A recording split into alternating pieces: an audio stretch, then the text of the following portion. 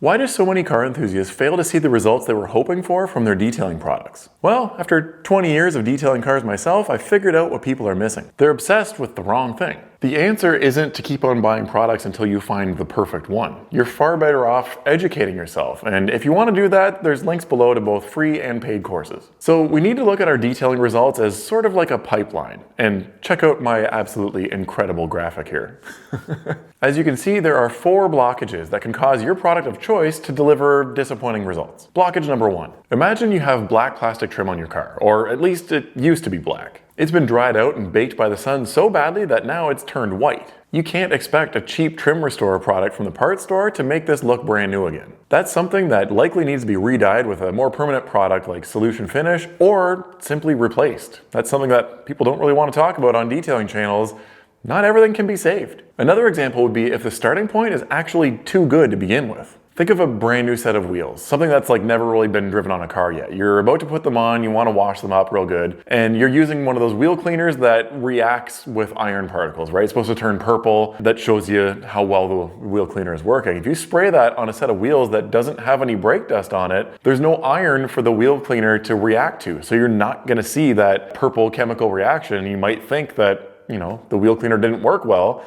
It's because there was nothing really to clean there in the first place. The wheel cleaner works fine. Blockage number 2. A very common complaint that people have with products like dressings or waxes or ceramic coatings is that they don't last as long as they're supposed to. And while inferior products definitely do exist, chances are it's actually your fault. You see, if you don't prep the surface thoroughly before applying one of these products, it can't bond properly. It's like trying to paint a dirty wall. It might look good at first, but it's not going to stick for very long. So for your paint, make sure that you're washing, decontaminating, maybe even polishing it first before you apply a wax or a sealant or a ceramic coating. And for something like your tires, you need to really deep clean the rubber thoroughly and remove all the previous layers of tire shine before applying a new dressing. Otherwise, none of these products will work the way they're supposed to. And that brings us to blockage number 3. I know some of us are hard-headed and think that we don't need to read the instructions, myself included. But if the soap manufacturer specifically states that you need to mix 300 milliliters of product with 700 milliliters of water, and instead you just eyeball a few drops into your foam cannon, you don't get to complain that the soap doesn't create good foam. You're the reason why your foam is runnier than a toddler's nose in January. It's got nothing to do with whether the soap is good or bad.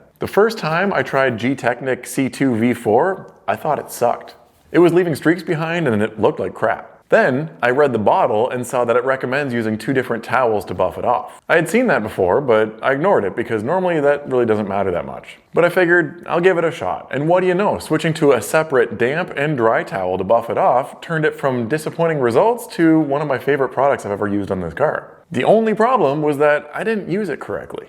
Now this last one is probably the most important of all. Shortly after I bought this car back in 2005, I bought what was called the Meguiar's 3-step system. I think it was like a cleaner wax, a glaze, and then a sealant or something, all applied by hand. It did make the paint quite a bit shinier, and I thought that I was a detailing expert. I was 19 years old.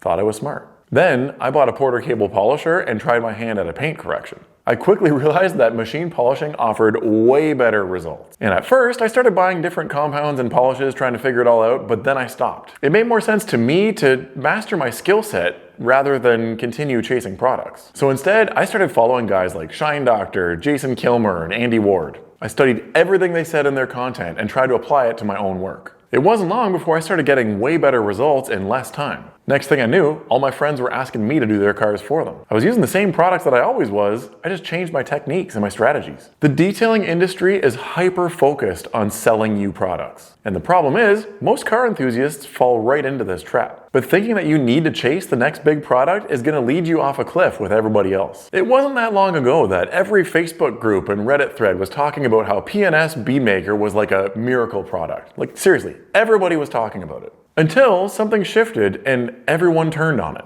It went from Beadmaker is the best to Beadmaker attracts dust and it's the worst product on the market. You loved it 6 months ago, dude. What the heck changed? The problem is that a lot of car enthusiasts are sheep and they'll just follow the herd wherever they go. So everyone seems to jump from one product to the next. And all that does is it makes you waste your money while the detailing companies are laughing straight to the bank. And yet I keep seeing comments on here of people saying, what kind of pad was that? What compound did you use? It doesn't matter. Shut up. The people that you see getting the results that you want have taken the time to learn how these things work. And they can get those same results with different products too. So instead of asking dumb questions about what brand they're using, start studying their techniques. Watch how they move and listen when they explain what they're doing and why they're doing it. The product itself doesn't really matter. I even proved this by polishing paint with toothpaste. Once I figured out how to work with it, I was able to remove swirl marks and create a ton of gloss. Frickin' toothpaste! A few years ago, I detailed this truck using nothing but off-the-shelf products from Canadian Tire. If you're not familiar, if you're not from Canada, it's just a big box auto parts store. Were they my favorite and did they work the best? Not really. But did I get great results?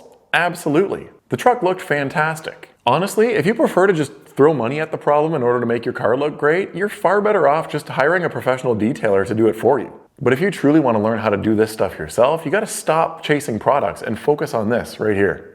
Technique. Sure, not all products are created equal, and some do work way better than others, but at some point you've got to just learn how to make it work with what you got. You know how they say that you've got to spend 10,000 hours or whatever to become an expert at something? Well, what do you think is going to be more valuable to you? Spending the majority of that time sitting in front of a computer screen reading reviews? Or going hands-on in your garage, gaining experience, and perfecting your process? The best thing you can do is learn the techniques and strategies from somebody that has been doing this a lot longer than you. That's why I created the Ultimate Gloss Guide, to show you the easiest and safest way to make your paint look stupid shiny. By the way, it's currently priced so cheap that my wife wants to smack me. And on top of that, if you try it and you don't see results, I'll give you your money back. Nobody else does that. It's my job to teach you a technique that works, and if I didn't do that, I don't deserve your money. If you're not ready to buy, that's totally cool. You can sign up for my free newsletter where I send helpful tips like this out every week, or stick to watching my videos here for free on YouTube. My whole point here is that if you remove all 4 of these blockages, you can make pretty much any detailing product work. And regardless of where in the Canadian Gearhead ecosystem you're at, I'm always talking about the process. I don't care which product is best. And if that sounds good to you,